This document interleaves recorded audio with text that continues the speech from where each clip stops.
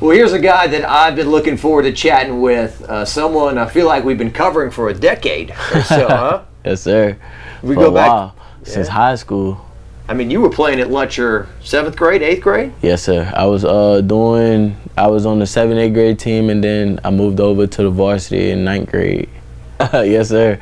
It's been a long journey, I would say. And a fun journey, too. A fun journey, yes, sir.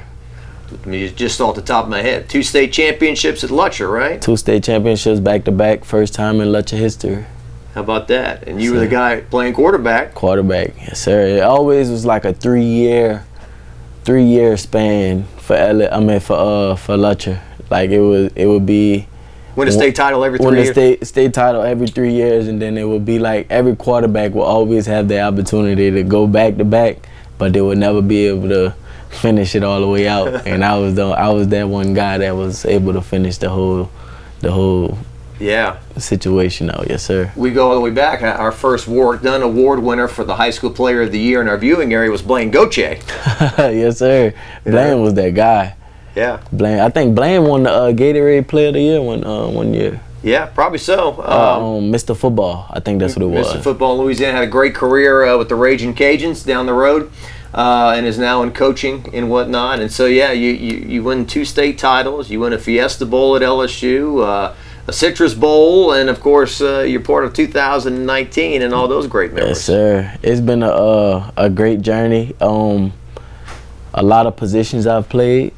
A lot of memories that I've established. It's been great. And the last memory of your career, obviously it wasn't the kind of bowl performance LSU as a team wanted, but if there was one game where fans walked away from a loss saying that they were moved by a player and what he did for the program and what he meant, certainly if people didn't love Jontre Kirklin before the Texas Bowl against Kansas State, they certainly did after. Yes, sir. That was an opportunity of a lifetime. I'm forever grateful, and I thank all the coaches that was on the staff around the time that was able to trust me to be in that position, to be able to lead the team at the highest level. Yeah. When did you kind of find out that was going to happen? Because, you know, we kind of heard and kind of kept it under wraps to an extent. Mm-hmm. One day I heard this guy, Matt O'Dowd, one of the walk-ons, broke his leg at practice. Mm-hmm. Oh, my goodness. And then Garrett Nussmeier's not going to play, and obviously Miles Brennan is out, and Max Johnson is on his way to A&M. So it just kind of, you were the guy, huh? Yeah, so like around, I think it was like right after we finished with Texas A&M, I think the news came out that Max was transferring maybe like a few days or so after. And then I think it was like a Sunday or Monday, Coach Carter Sheridan called me. He was like, man, you want to play quarterback? I was like, let's go. But the whole time I thought they was playing around until I got to the facility and I'm looking for my special teams, see what I'm doing on special teams. And they took me off of all special teams. They had a gold jersey in my locker saying I was about to get ready to play quarterback. So I was just like, let's get it. I'm back at it. I'm back at it.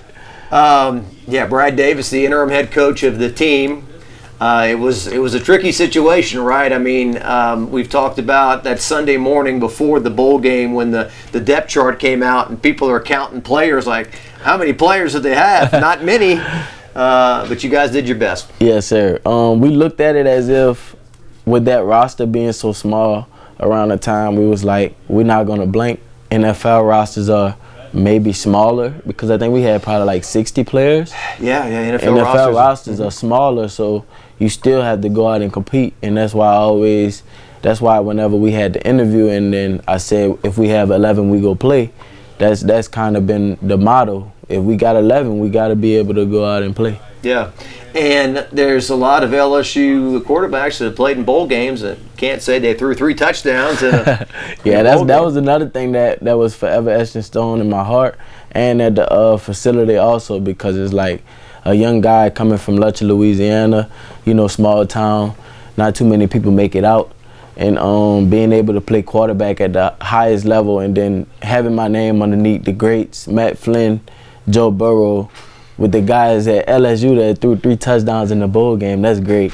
Yeah. It was awesome. Yes, sir. The final play of the game, too. Like, Kansas State didn't know what to make of it. They were kind of, like, in shock and everything. But, hey, play 60 minutes, right? Yes, sir. We play until the clock strikes 0-0.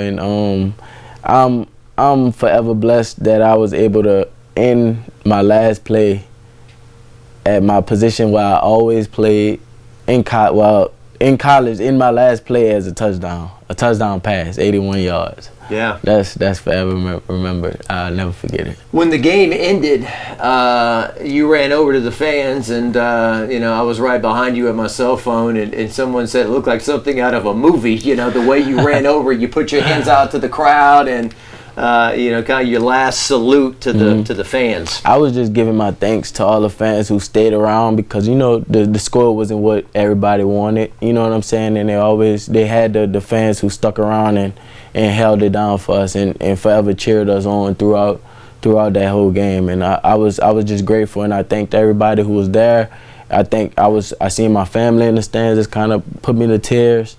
But I was just so grateful and thankful to everybody who stayed and was cheering us on after we finished that game. And I know, just kind of talking to you a little bit, how important your mom is to you, right? And what she was telling you before the game and how to approach it and how to, now more than ever, lean on your faith, right? Right. Lean on your religion and those convictions. Mm-hmm. She always stayed on me. She always pushed me to be better. She always preached to me and told me to keep faith, keep God in my life, and just don't go through life with any regrets. Mm-hmm. So I just went out and I laid it all on the table. Do you ever think about, man, if I would have hit the transfer portal just because I wasn't catching 1,000 yards worth of passes a year or doing whatever, I would have missed out on this, I would have missed out on that. Right. And that was another thing why she was like, don't go through life with any regrets. I mean, it was a time whenever I wanted to transfer, but I was like, I'm giving up on myself if I was to transfer, because it's like I was at cornerback. I put in so much work just to be able to master the position at cornerback, and then they moved me to receiver. I never really played the receiver position, so I had to master that, trying to get on the field. So it's like I'm leaving all of this work behind to go move and go to another school. It was like it didn't make any sense to me. So I was just like, I'm about to stick it out, and to each his own. Whatever happens, the ball is in my court. I just got to be able to do what I could do. So much I want to talk to you about, but latest and greatest, the Pro Day. How do you feel like that went for you? Oh, Pro Day was great. I wish my 40 time was a little bit faster, but I'm grateful. Pro Day, it was an eye-opener to all of the scouts, showing them my versatility, showing how explosive I am, being able to maneuver every position wherever they need me to be. But I felt like that was an opportunity of a lifetime for me to be able to do both positions during my Pro Day.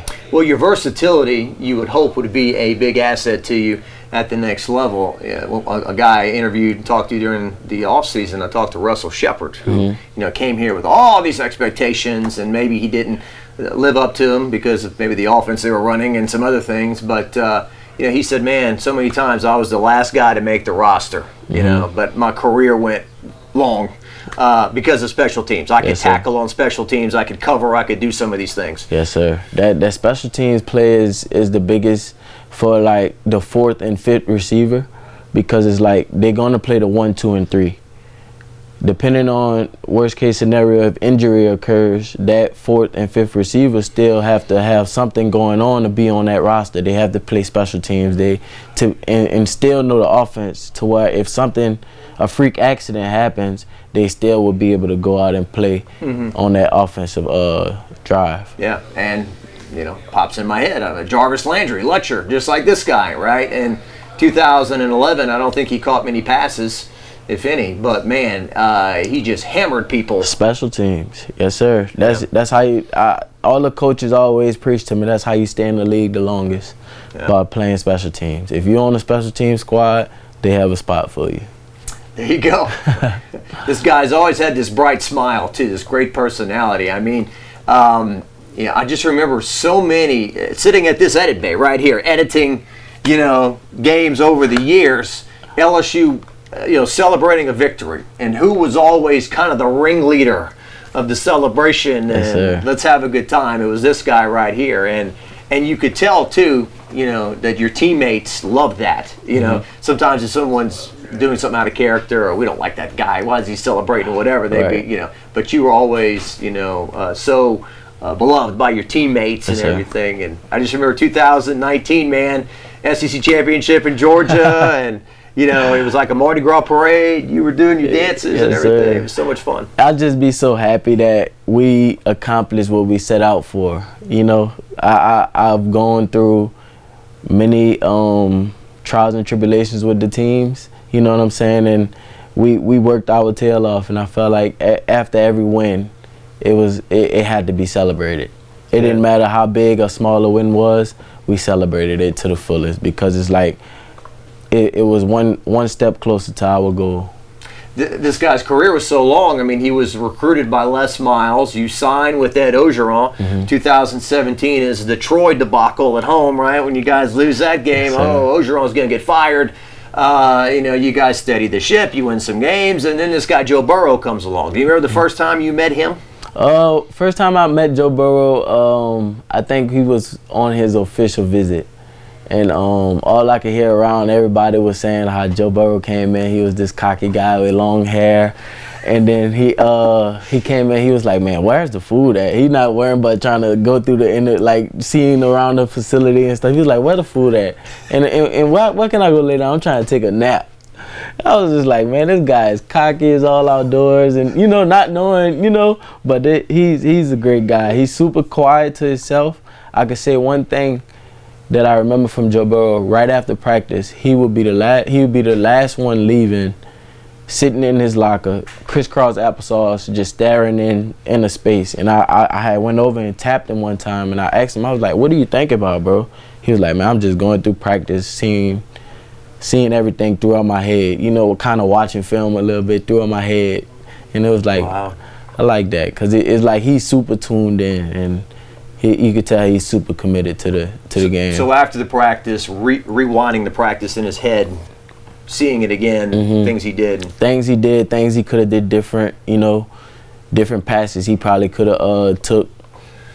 Yeah. What was that? Crisscross applesauce? Crisscross, like he literally sitting in there like that, hands like meditating. I'm like, come on, Joe, how you sitting like this? My hips hurting. Well, another guy who did stuff like that was Drew Brees. They would say that he would sometimes go out on the field by himself and play a game by himself. Yes, sir. Like go through the plays. Oh, it's 3rd and 5. Okay, I'm looking for Colston here or Devery here. Yes, sir. Those are the kind of things. I remember Foster Morrow telling me, he came in here, he didn't crack a bunch of jokes. He was just kind of straight ahead. And when y'all ran the sprints at the end of practice, he was determined to win those, too. Yeah, he definitely. He's going to be trying to be first. Yeah. He's going to try to be first. Now, obviously, the guys surrounding. He's the most important guy on the field. We know that. Quarterback's the most important. He was the biggest star in the game. He won the Heisman. But, these weren't slackers that were surrounding him as well. I mean, right. What was it like to go to practice every day and see Justin Jefferson, Jamar Chase, Thaddeus Moss make a huge contribution from the tight end spot, Clyde Edwards-Helaire live up to finally kind of, hit his potential, all these guys. So, that 2019 season, I would say, people might think it was super strict, but every room in that facility was loose. They let us be ourselves, and I commend Coach Brady so much, because he had our receiver room. We were so click tight. It was like we was the best friends. You know what I'm saying? Like we go out, we pushing each other, and whenever it's time to be, we could be able to relax and play around. They give us that time to be able to play around, but we all knew when to lock in. Yeah. And I think that was the best thing about that 19 team was when we played, but whenever it was serious time, it was serious time. When we meant business. Tell me about Coach Insminger too, and the fact that Slanger. Jontre, come on, run them reps. What about just the fact that Just no ego whatsoever. Didn't care if Joe Brady got all the credit and all that stuff, being the young hotshot. He was the guy behind the scenes. I love Coach Steve. He was the guy, the enforcer, I would say. He was the enforcer. Everybody else was like, coaching their guys and stuff, talking around. But Coach Steve, he was the enforcer. But it was the times when he'd crack a joke or two. I love Steve Ensminger. God, I just love him. I've texted him here and there lately. I'm assuming he's just kind of retired right now, but we'll see. The wide receivers, too, when you guys did these warm-ups and you go out there and go up in one hand these balls and everything, that was worth the price of admission alone just before the game even started. Yes, sir. That was our little, our ball drills, getting our hands and stuff ready. Yeah. We always do that, pregame rituals and stuff, just getting our body loose and warmed up, seeing the ball from all angles, low balls, high balls, in the middle, off the body.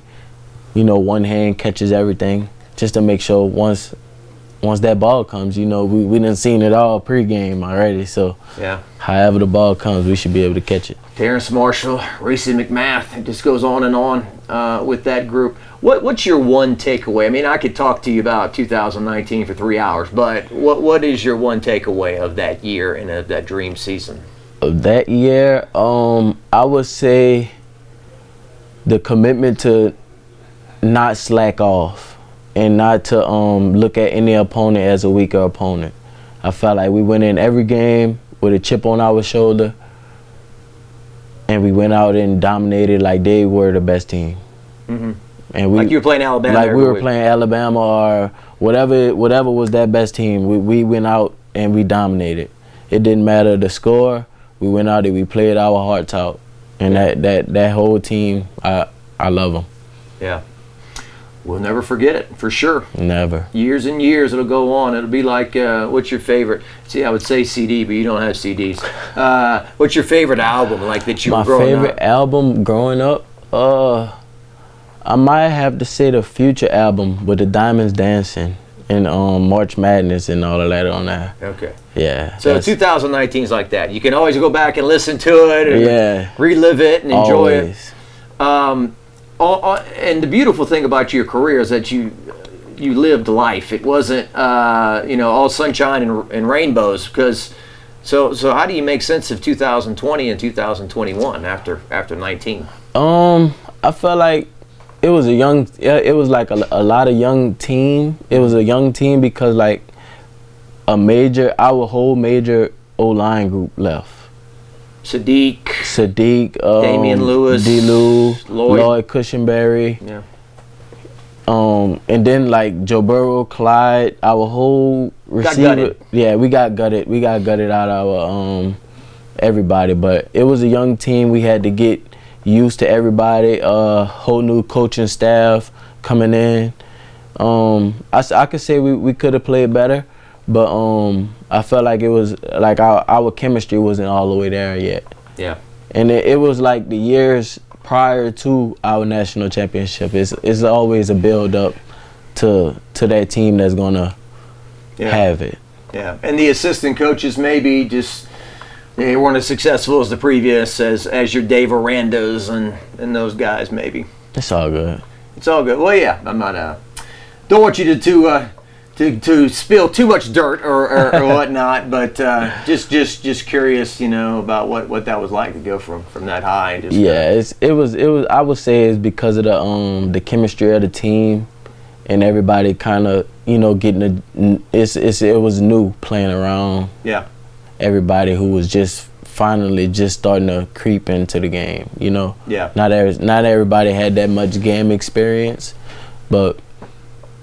Tell me, how much have you been around the current team? The current team, not as much. I went to a few practices, but I've been, kind of spectating around, and I see that they're more organized and more hands-on and more strict about everything. I felt like we needed that because it's like we kind of laxed off after the 19th season, but I feel like BK got them in a nice little environment right now. You go out, you watch Brian Kelly at practice, and it's simple things, but you see him with a tablet, you see him taking notes, you see him very involved in the quarterbacks, which I can't remember the last time LSU's had a head coach who's been that involved with coaching the quarterback position, and certainly it just seems like his message over and over again is these guys need to learn how to practice, they need to learn what we expect out of them. And because our team, we're super physical, we like to hit, but the only bad part about that is that when we hit, we hitting. So it's like we got to be able to be mindful and be able to practice like professionals and be able to take care of our brothers instead of trying to hurt them at practice. Yeah. And be able to have everybody healthy for the season instead of just banging everybody up before the season and then nobody's able to play whenever it's time for it to count. Yeah. Man, I'll never forget Leonard Fournette getting hurt in preseason and be like, how did this happen? Right. How do y'all hurt Leonard Fournette before the 2016 season? That was a year before you got there. Miles Brennan, I mean, you've been around this guy. You two are kind of two peas in a pod. You know, you're all lifers at LSU. Yes, sir. I mean, I've been out there, seen him make some nice throws. Look like he's in command of what he's doing. What do you think? I think Miles is starting to he's getting his feet back under him. He's been, I feel like he's kind of been, you know, I don't want to say he's been beating himself up about last year or whatnot, but I feel like he's really, really ready to let it all out. He has a lot of built up energy left in the tank. You know, I feel like he's going to give us something special this year. Yeah, that was just terrible what happened to him before the season starts. Yeah. He trips and falls before the year starts and out for the year, and then has an injury the year before when you guys are at Missouri. Right. The first touchdown of your career you caught from him at Vanderbilt in Nashville. Yeah, that was That was that quirky game. They only let 2,000 students in. Wow. In Nashville, and COVID was you know at its height there, and Vandy was very strict on that. But what about the rest of these wide receivers? That I mean, we look at. So Butte is returning to health, as Les Miles would say. And then you got Malik Neighbors, Brian Thomas, Jack Besh, Jure Jenkins. And Jure's the leader of the group, I would think, at this point. I think those guys are they're in for vengeance, I would say. They're going out attacking the ball. They're running nice routes. I seen whenever I had went to the little pre-scrimmage or whatnot, those guys they're coming along well. They're maturing up nice. I like the way that the guys are leading. You know what I'm saying? The coaches are coaching, and I feel like that receiver room is going to be special. Coach Kelly, after the scrimmage the other day, said what we're doing with them is we're not letting them catch passes in competitive situations until the end of practice. So basically, he's gassing them. Yeah, the whole practice. The whole practice. Get them fatigued, and then, okay, how tough are you? Now go make the catches. Right, because it's like, that'd be the times on long drives to where when you have the tight coverages and stuff, and the ball has to go in the tight windows, they have to be able to make those plays under fatigue. You know what I'm saying? So I'm glad that they're doing it that way. It lessens the injuries because DBs could get, you know, kind of physical when the ball is in the air. And injury, little freak accidents could happen coming down on the ball or whatnot. So, but I would say that is a good way of them practicing like professionals. Yeah, like that Alabama game last year, for example, in Tuscaloosa. That was there for the taking for you guys. You know, you just had to score a touchdown, and just in the fourth quarter couldn't make that play. Maybe that's the thinking. Hey, this time around we can make that play. Yes, sir. Cortez Hankton, you know anything about him, the new wide receivers coach? Or I never really, I don't know too much about him, but I like his vibe. He's bringing back that Brady vibe a little bit, just a little bit. I like his vibe. He's coaching the guys. You know, the room is not all tense. Okay. Somebody said he's got a New Orleans twang too. Like there's a clip the other day where he said, "We ain't getting no turkey sandwich. We ain't getting no lemonade. This is football. We're here to work."